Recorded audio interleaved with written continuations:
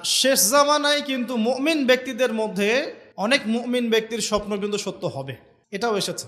মুমিন ব্যক্তির স্বপ্নও কিন্তু সত্য হবে। কোরআনে এমনও দলিল আছে যে কাফেরের স্বপ্নও সত্যি হয়েছে। কোন সূরায় আছে কে বলতে পারবেন? কাফের ব্যক্তির স্বপ্নও সত্যি হয়েছে এমন দলিল কোরআনের কোথায় আছে? কে বলতে পারবেন? হ্যাঁ, সূরা ইউসুফ। কি না আপনার? জি, আশিক। ঠিক আছে, মাশাআল্লাহ। আশিক ভাইয়ের জন্য আমাদের একটা হাদিয়া থাকবে ইনশাআল্লাহ, আপনি আলোচনা শেষে নিয়ে যাবেন। তো ইউসুফ আলাইহিস সালামের যে ঘটনা সূরা ইউসুফ, সেখানে আছে যে অমুসলিম দুজন ব্যক্তির স্বপ্ন সত্য হয়েছে, হয় নাই? একজন এসে বলেছেন আমার মাথায় রুটি, রুটি খেয়ে নিচ্ছে পাখি। আরেকজন বলেছে আমার হাতে ছিল শরাব, এই শরাব আমি পান করাচ্ছি রাজাকে, বাদশাকে। ইউসুফ আলাইহিস সালাম বললেন যে পান করাচ্ছে বাদশাকে সে নাজাত পেয়ে যাবে জেল থেকে, আর যার মাথা থেকে রুটি খাওয়া হচ্ছে তাকে শুলদণ্ড দেওয়া হবে। ঘটনা সত্য ছিল তো? আচ্ছা, এখানে এই দুই ব্যক্তি কিন্তু মুসলিম নন, তারা কিন্তু অমুসলিম। তো যেটা বলছিলাম যে আল্লাহর পক্ষ থেকে মুমিন ব্যক্তিকে সত্য স্বপ্ন দেখানো হতে পারে, শেষ জামানায় বেশি বেশি হতে পারে। তাই যখন ভালো কোনো স্বপ্ন দেখবেন শুকরিয়া আদায় করবেন আল্লাহর কাছে। আর যদি খারাপ কোনো স্বপ্ন দেখেন তাহলে কাউকে বলতে যাবেন না। খারাপ স্বপ্ন দেখলে কাউকে বলতে যাবেন না, বরং 2 রাকাত নামাজ পড়ে আল্লাহর কাছে আশ্রয় চাইবেন। আল্লাহ, আমি এই খারাপ স্বপ্ন দেখেছি, এর থেকে তোমার কাছে আমি আশ্রয় প্রার্থনা করছি। পবিত্র কোরআনুল কারীমে সূরা আলে ইমরান এর 19 নম্বর আয়াতে আল্লাহ পাক বলছেন, বা'দা আউযু বিল্লাহি মিনাশ শাইতানির রাজীম, ইন্না দীনা ইনদাল্লাহিল ইসলাম। আল্লাহ রাব্বুল আলামিন নিজে বলছেন যে নিশ্চয়ই আল্লাহর কাছে একমাত্র গ্রহণযোগ্য দিন বা জীবন ব্যবস্থার নাম কি? ইসলাম। ইসলাম শব্দের অর্থ কি? আমরা বলি শান্তি। সত্যিকার অর্থে ইসলাম শব্দের অর্থ হচ্ছে আত্মসমর্পণ করা। কি করা?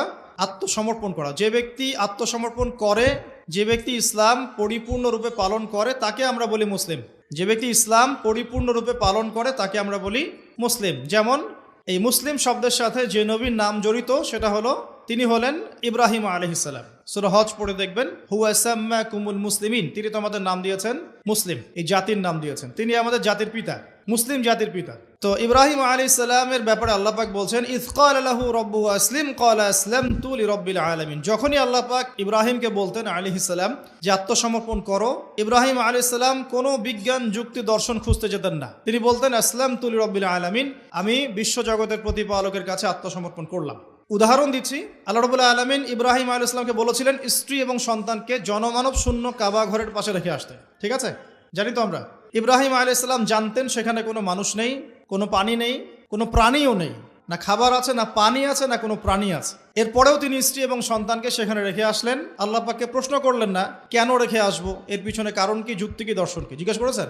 ইয ক্বালা লাহু রাব্বুহু আসলিম, যখনই আল্লাহ পাক বলেছেন আত্মসমর্পণ করো, মেনে নাও, তিনি বলেছেন আসলামতু, আমি মেনে নিলাম, লিরাব্বিল আলামিন। আল্লাহ রাব্বুল আলামিন তাকে বলেছেন যে তোমার সন্তান ছোট, হয়তো বয়স হবে 10, 12 বা 15 বছর। আল্লাহ পাক তাকে বলছেন সন্তানকে জবাই করতে হবে। কি করতে হবে? জবাই করতে হবে। তিনি চলে গেলেন, সন্তানকে বললেন, ইয়া বুনাই, হে আমার সন্তান, যার নাম ইসমাঈল আলাইহিস সালাম, ইন্নী আরা ফিল মানামি আন্নী আযবাহুক, আমি আমার স্বপ্নে দেখেছি আমি তোমাকে জবাই করছি। কি করছি? জবাই করছি। আর নবীদের স্বপ্ন কিন্তু ওহী। নবীদের স্বপ্ন কি হয়? ওহী। ওহী মানে কি? আল্লাহর পক্ষ থেকে প্রত্যাদেশ, আল্লাহর পক্ষ থেকে মেসেজ। সবার স্বপ্ন কিন্তু ওহী নয়। নবীদের স্বপ্ন কি? ওহী। ওহী মানে আল্লাহর পক্ষ থেকে জ্ঞান, যেটা আল্লাহ পাক তার বান্দাদের মধ্য থেকে কিছু কিছু বান্দার কাছে পাঠান বাছাইকৃতভাবে। কিভাবে পাঠান? আল্লাহ পাক ফেরেশতার মাধ্যমে পাঠান। নবীদের স্বপ্ন ওহী। আর শেষ জামানায় কিন্তু মুমিন ব্যক্তিদের মধ্যে অনেক মুমিন ব্যক্তির স্বপ্ন কিন্তু সত্য হবে, এটাও এসেছে। মুমিন ব্যক্তির স্বপ্নও কিন্তু সত্য হবে।